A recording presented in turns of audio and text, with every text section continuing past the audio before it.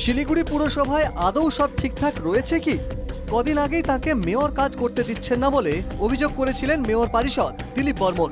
চোর অপবাদ নিয়ে তিনি মেয়র পরিষদ থাকতে পারবেন না বলেও তোপ দেখেছিলেন তিনি।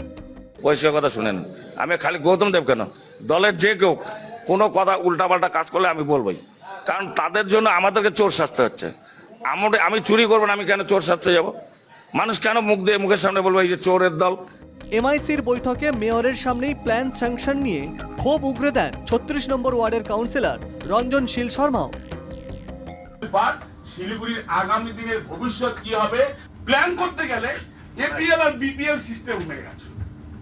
বিপিএল না 1.5 বছর 2 বছরও পাচ্ছে না, আর এপিএল না একেবারে ভেন্ডিলিরা দিয়ে 3 মাস 4 মাসের মধ্যে পেয়ে যাচ্ছে।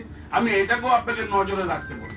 বোর্ডের বিরুদ্ধে না, কিছু কাজের পদ্ধতি বা কিছু বলেছে, সেটা নিয়ে আমি যা বলার আমি বলেছি। আমি তথ্য প্রমাণ নিয়ে কাজ করি, তথ্য প্রমাণ নিয়ে বলেছি।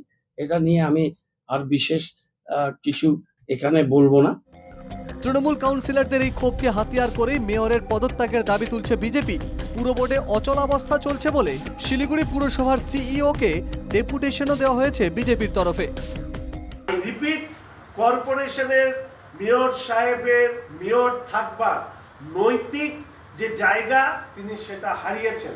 ওনার উচিত মেয়র সাহেবের পদ থেকে পদত্যাগ করে উনি কাউন্সিলর, সাধারণ কাউন্সিলর হিসাবে থাকুন।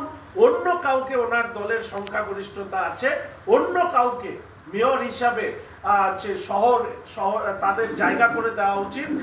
যদিও দলের কাউন্সিলরদের অভিযোগগুলির সারবত্তা নেই বলে দাবি করেছেন শিলিগুড়ির মেয়র গৌতম দেব।